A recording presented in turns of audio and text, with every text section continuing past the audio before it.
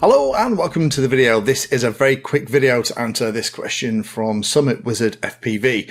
Now, Summit Wizard was asking about how do you set the radio up for something like your TBS Geppetto.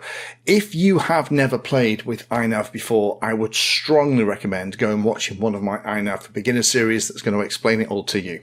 In terms of the radio setup, the good news is that if you are familiar with radio setup in something like Betaflight, you're kind of 95% the way there. In terms of how the radio is going to be set up, it's going to be pretty much exactly the same. Let me just quickly jump on the slide and I'll show you how I would typically set it up.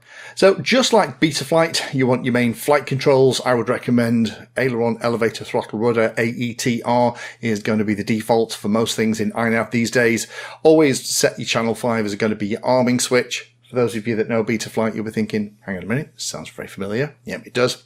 Personally, I would then recommend setting channel 6 on a 3-position switch so you can select 3 flight modes. I would always recommend choosing Horizon as one of those, but we'll come on to that in a second. And then channels 7, 8, 9 and 10, you can set up however you want. Typically, I will set channel 7 as something called auto trim. The way it works is that this is usually going to be set up like if you're using the TBS CLI for something like the Geppetto, where this stuff is kind of already set up, then you don't have to worry about this. But normally the way it works is that a plane doesn't fly completely level. It actually flies slightly nose up, usually a couple of degrees.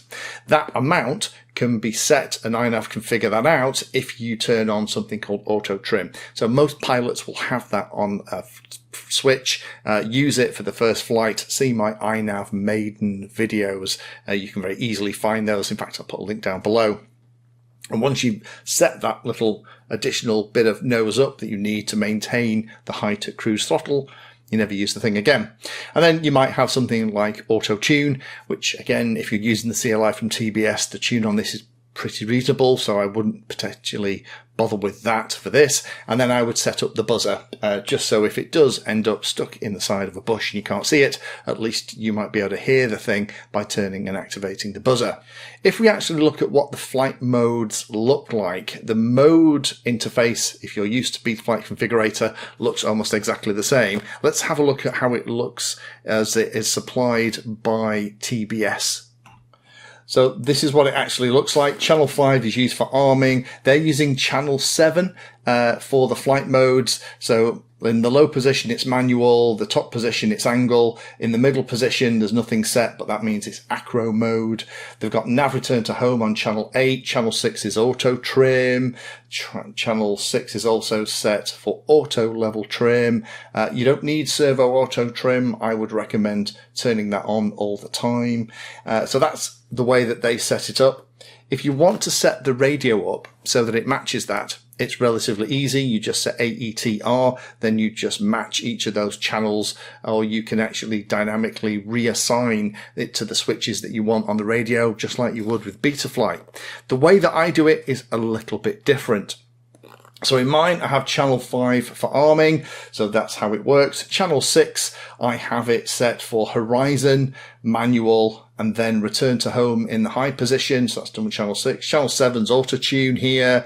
Channel 8 is beeper. Channel 9 is auto level trim. That's just happened to the way that it's working here.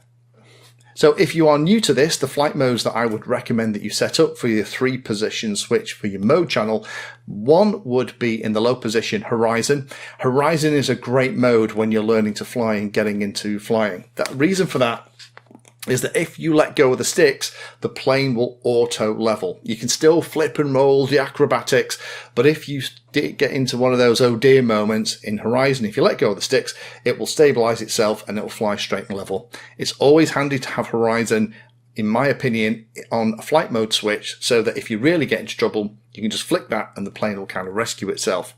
The middle position I would usually set up as manual. Once the plane has flown for a little bit, I always turn on servo auto trim as a permanent thing in the configuration tab in Configurator. And then that means that as INAV is flying around in horizon mode, which is the default mode that it will flick into once you've launched it and thrown it, it will just trim all the control surfaces at the back so that they're ready to fly. You'll notice that the control surfaces on the back of my wing are both slightly up. That's very typical for a wing, and INAV has done that for me. That means that Once I flick into manual, it's already trimmed, it's going to be beautiful. Top level, I would recommend to set that up as you return to home, your oh dear switch, so that if you get into trouble, you can flick that and the plane will fly back to you.